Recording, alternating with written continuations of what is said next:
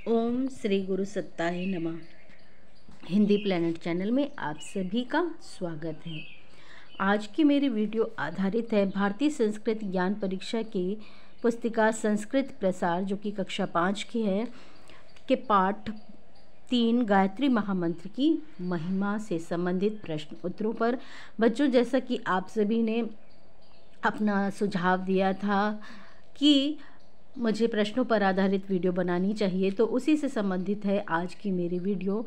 आज की इस वीडियो में जो प्रश्न है, मैंने आप लोगों को स्क्रीन पर सिर्फ प्रश्न दिखेंगे, जबकि एग्ज़ाम में आप सभी को प्रश्नों के साथ साथ में विकल्प भी दिए जाएंगे और उन विकल्पों में से आपको सही विकल्प को चुनना होगा। आप सभी समझ रहे होंगे कि किस प्रकार से विकल्प आएंगे। आपकी पुस्तक के पाठ में पीछे 2 प्रश्नों को देकर के यह आप सभी को अभ्यास कराने का प्रयास भी किया गया है कि किस प्रकार से आपको विकल्प ढूंढने हैं। जैसे कि इसी पाठ में विकल्प दिया गया था। विकल्प से संबंधित प्रश्न थे कि जिस वेद से गायत्री मंत्र लिया गया है उसके लिए ऑप्शन दिए गए थे A, B, C, D में, और फिर उसमें से आपको सही आंसर चुन करके अपनी OMR शीट पर सर्कल करना होगा, यानी गोला बनाना होगा। जो गोला बना होगा उसको आपको डार्क करना होगा, उसको पेन से अपना उत्तर वहाँ पर अंकित करना होगा, गोले को कलर करके। तो इस बात पर आप ध्यान दीजिएगा कि यहाँ जो प्रश्न मैंने दिए हैं इसके साथ साथ में आप सभी को ऑप्शंस नहीं दिए हैं, और उसका रीज़न सिर्फ यही है ताकि शीघ्र से शीघ्र आप इस वीडियो को देख लें। आपको डायरेक्ट मैं उत्तर बता दूंगी, समझा दूंगी, और आप उसको कहीं चाहें तो नोट कर लीजिएगा ताकि आपका समय व्यर्थ ना हो और आप अच्छे से पाठ को शीघ्र ही समझ लें। तो पहला प्रश्न है, वेदों का महत्वपूर्ण मंत्र कौन सा है? ऑप्शंस यहाँ पर नहीं रखे हैं, और लेकिन आप ये मेंटली अपने प्रिपेयर रहिएगा कि ऑप्शंस ज़रूर दिए रहेंगे। तो वेदों का महत्वपूर्ण मंत्र बच्चों गायत्री महामंत्र है, जैसा कि हम सभी ने पाठ में भी पढ़ा था, और हम सभी अपने भारतीय संस्कृति में हमारे यह बात हम सभी को बचपन से ही बता भी दी जाती है कि हमारा महत्वपूर्ण मंत्र गायत्री मंत्र है, जो हम पढ़ते हैं, जाप करते हैं, जिससे हम किसी भी पूजा में इस महामंत्र का प्रयोग किया जाता है। तो वेदों का महत्वपूर्ण जो मंत्र है वो है गायत्री महामंत्र। और फिर अगला प्रश्न है, गायत्री महामंत्र की महत्ता किसके समान मानी जाती है? तो गायत्री महामंत्र की महत्ता ओम के समान मानी जाती है। ध्यान दीजिएगा, किसके समान मानी जाती है? ओम के समान मानी जाती है। गायत्री महामंत्र सर्वप्रथम कहाँ उद्घृत हुआ था?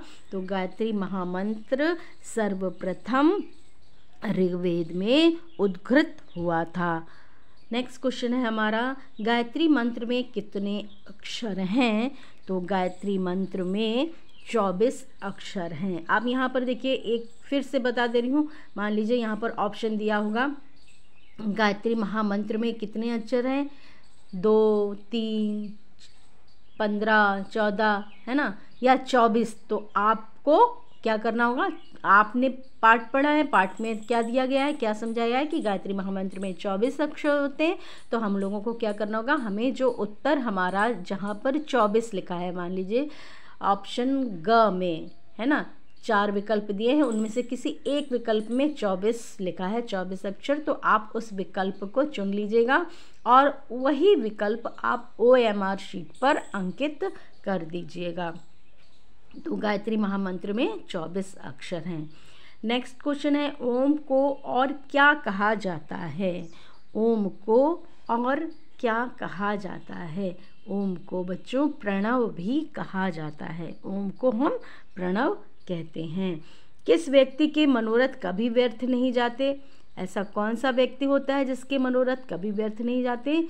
जो गायत्री महामंत्र का जाप करता है, जो गायत्री महामंत्र की साधना आराधना करता है। और नेक्स्ट क्वेश्चन है, आयु, प्राण, शक्ति, कीर्ति धन और ब्रह्म तेज प्रदान करने वाली किसे कहा गया है?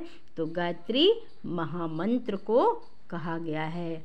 माँ गायत्री महामंत्र हमें क्या प्रदान करती है, या ये भी कह सकते हैं माँ गायत्री हमें आयु, प्राण, शक्ति, कीर्ति, धन और ब्रह्म तेज प्रदान करने वाली हैं। और ये गायत्री की स्तुति में ये बात कही गई है। और यह जो स्तुति है गायत्री की, ये अथर्ववेद में लिखित है। गायत्री मंत्र के ऋषि कौन हैं? गायत्री मंत्र के ऋषि जब मैंने पाठ पढ़ाया तो आप सभी को बहुत अच्छे से बताया था कि कौन है ऋषि। और गायत्री महामंत्र के ऋषि आप सभी को याद आ गया होगा। गायत्री महामंत्र के ऋषि विश्वामित्र हैं। नेक्स्ट क्वेश्चन, गायत्री मंत्र के देवता किसे कहा जाता है? तो गायत्री मंत्र के देवता हमारे कौन हैं? सविता हैं, सूर्य हैं। नेक्स्ट क्वेश्चन, 10th क्वेश्चन है, ओम भूर्भुवः स्वः किस वेद से उद्घृत है? ओम भूर्भुवः स्वः किस वेद से उद्घृत है? तो बच्चों यह यजुर्वेद से उद्घृत है। और नेक्स्ट क्वेश्चन है, ऋग्वेद में कुल कितने मंत्र हैं? तो ऋग्वेद में कुल मंत्रों की जो संख्या है वो आपको कमेंट बॉक्स में लिखनी है। इस प्रश्न का उत्तर मैं नहीं दूंगी, ये आपके पाठ में बहुत अच्छे से लिखा हुआ है और इसको आप लोग एक बार पुनः पढ़िएगा और पढ़ करके जो सही उत्तर है उसको कमेंट बॉक्स में अवश्य लिखिएगा। तो इस बात का ध्यान रखिएगा कि हम जो भी प्रश्न हमारे दिए होंगे उनके साथ में ऑप्शंस भी दिए होंगे। ऑप्शंस में से सही ऑप्शंस को यानी सही विकल्प को आपको चुन करके उसी को OMR शीट पर सर्कल करना होगा, या OMR शीट पर जो गोला दिया है उसमें जो आपका सही विकल्प है उसी को चयन करके कलर करना होगा। तो उसी के साथ साथ बच्चों इस पाठ में महात्मा गांधी, महामना, मदन मोहन मालवीय, कविंद्र रविंद्रनाथ टैगोर, जगत गुरु शंकराचार्य, सर्वपल्ली राधाकृष्णन और वशिष्ठ जी, व्यास जी के विचारों को भी बहुत अच्छे से बताया गया है। जैसे महर्षि व्यास जी ने गायत्री को क्या कहा है ना?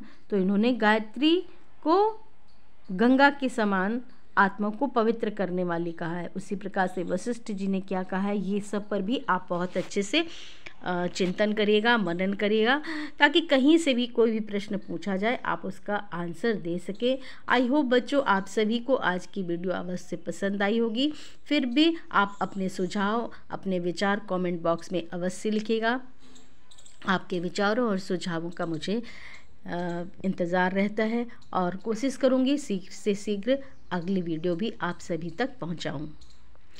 सभी को प्रणाम, सभी का बहुत बहुत धन्यवाद, हृदय से आभार।